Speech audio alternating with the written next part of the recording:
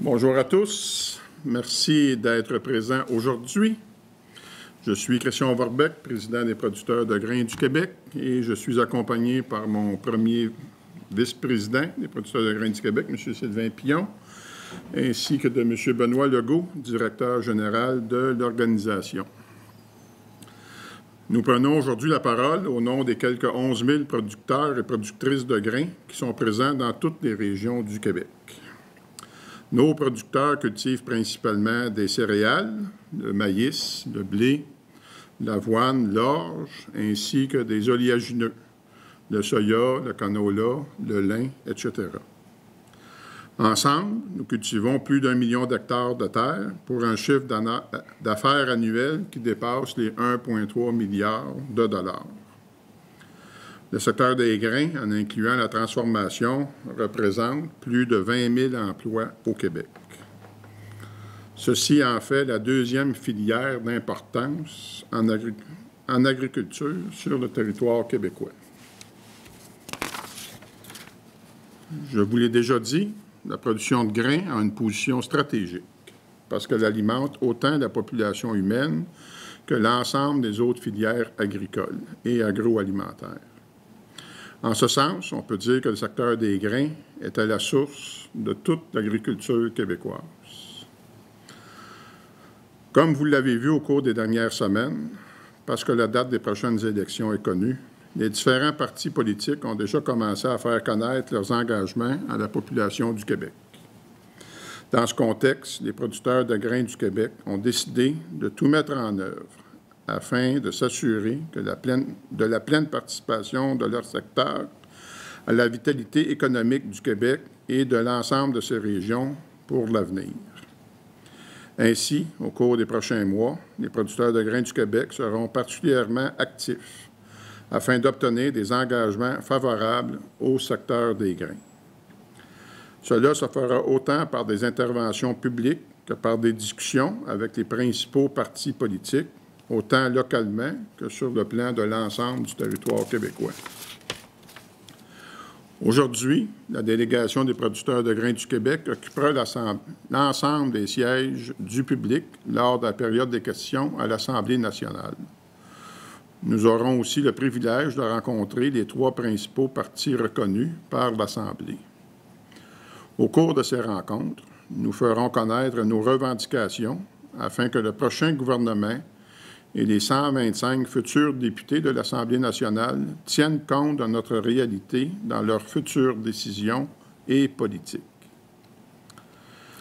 En résumé, on peut dire que nos revendications passent par la reconnaissance que la production de grains est un secteur majeur du tissu économique québécois. C'est un secteur innovant qui est fort en investissement et qui exporte une portion importante de sa production, sans oublier son grand potentiel de croissance sur le marché local québécois, qui, il ne faut pas se le cacher, est extrêmement diversifié.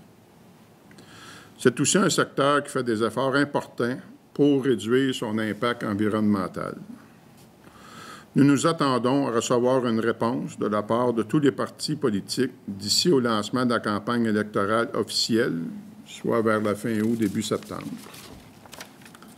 Maintenant, avant de répondre à vos questions, je vais énoncer les 8 engagements concrets que nous demandons aux principaux partis politiques du Québec.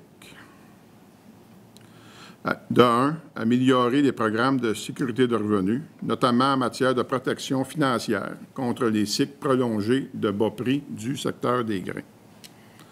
Dans un deuxième temps, récupérer un montant équivalent au solde de 38 millions de dollars du solde résiduel du programme d'assurance-stabilisation des revenus agricoles pour l'amélioration de la productivité du secteur des grains.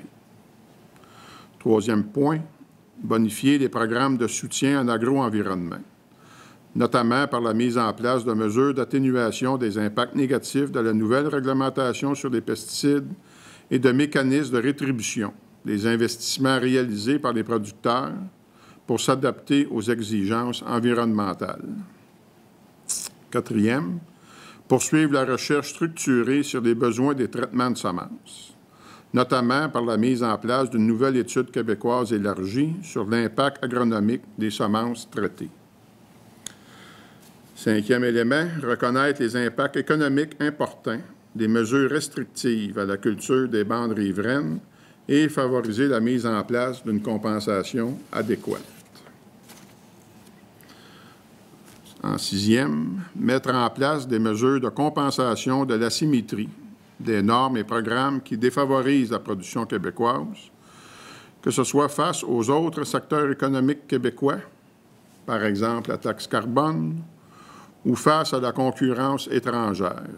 Donc, là, un élément différencié en termes de soutien du revenu que l'on connaît chez les autres États.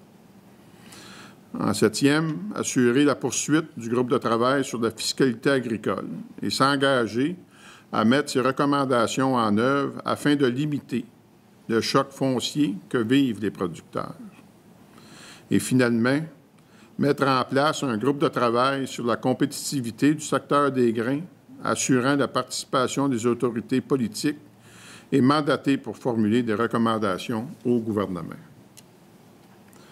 Comme vous le voyez, à leur face même, ces demandes d'engagement sont raisonnables et sont dans l'intérêt de tous, autant des producteurs que de la population et du gouvernement.